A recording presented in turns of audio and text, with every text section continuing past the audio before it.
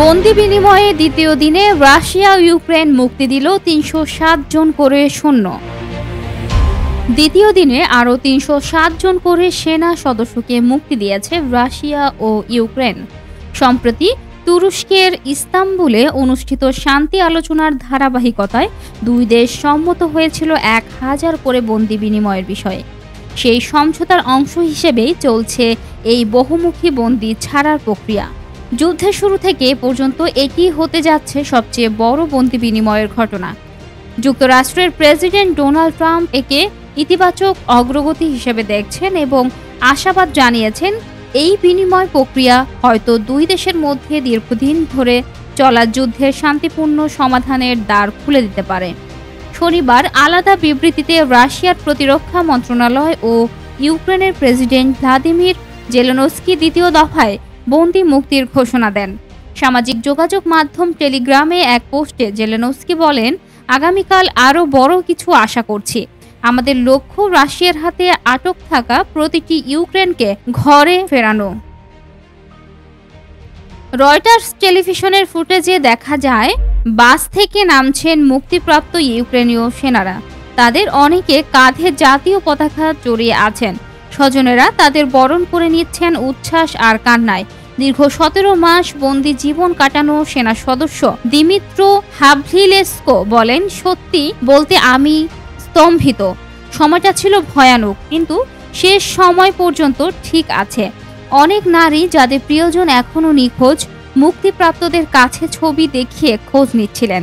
তাদের একজন ইয়ানা বলেন, গত বছর তুস্কো অভিযানের পর থেকে আমার স্বামী নিখোঁজ। হয়তো কেউ তাকে চিনবে, কিছু তথ্য দিতে পারবে। ইউক্রেনের প্রেসিডেন্ট কার্যালয় থেকে প্রকাশিত এক ভিডিওতে দেখা যায় মুক্তিপ্রাপ্ত এক সেনা কান্নায় ভেঙে পড়েছেন। পাশে দাঁড়িয়ে থাকা এক নারী সেনা তাকে সান্ত্বনা দিচ্ছেন। সেনাদের হাতে মোবাইল ফোন তুলে দেওয়া হচ্ছে যেন তারা স্বজনদের সঙ্গে কথা বলতে পারেন। এক মুক্তিপ্রাপ্ত সেনা বলেন, বিশ্বাস করতে পারছি না আমি আবার বাড়ি ফিরছি। অন্যদিকে রাশিয়ার প্রতিরক্ষা মন্ত্রণালয় থেকে প্রকাশিত এক ভিডিওতে দেখা গেছে মুক্তি পাওয়া রুশ সেনারা বাস থেকে নামছেন। কেউ কেউ রাশিয়ার জাতীয় পতাকার পাশাপাশি সোভিয়েত ইউনিয়ন ও রুশ সাম্রাজ্যের পতাকা নিয়ে ছবি তুলছেন। এর আগের দিন শুক্রবার প্রথম দফায় ৩৯০ জন করে বন্দীকে মুক্তি দিয়েছিল দুই দেশ। তাদের মধ্যে ১২০ জন করে বেসামরিক নাগরিক ছিলেন। তখনই জানানো হয়েছিল কয়েক ধাপে এই বন্দি বিনিময় চলবে। রুশ পররাষ্ট্রমন্ত্রী সের্গেই ল্যাভরভ শুক্রবার বলেন, বন্দি বিনিময়ের প্রক্রিয়া শেষ হলে রাশিয়া একটি শান্তি চুক্তির খসড়া ইউক্রেনকে উপস্থাপন করতে প্রস্তুত থাকবে, যেখানে থাকবে দীর্ঘস্থায়ী শান্তির পথনির্দেশ। তবে বন্দি বিনিময়ের এই মুহূর্তেও যুদ্ধ থামেনি।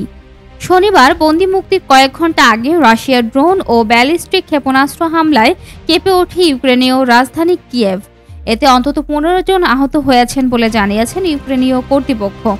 গত ১৬ মে ৩ বছর পর মুখোমুখি বৈঠকে বসেছিল রাশিয়া ও ইউক্রেনের প্রতিনিধি দল। ইস্তাম্বুলে হওয়া সেই আলোচনায় মার্কিন প্রেসিডেন্ট ট্রাম্পের তৎপর ভূমিকা ছিল বলে জানা যায়। বন্দি বিনিময় ছাড়া অন্য কোনো বিষয়ে সেদিন দুই পক্ষ সমঝোতায় পৌঁছাতে পারেননি। তবে ট্রাম্প সেই ছোট অগ্রগতিকে ইতিবাচক হিসেবে দেখেছেন এবং উভয় পক্ষকে অভিনন্দন জানিয়েছেন।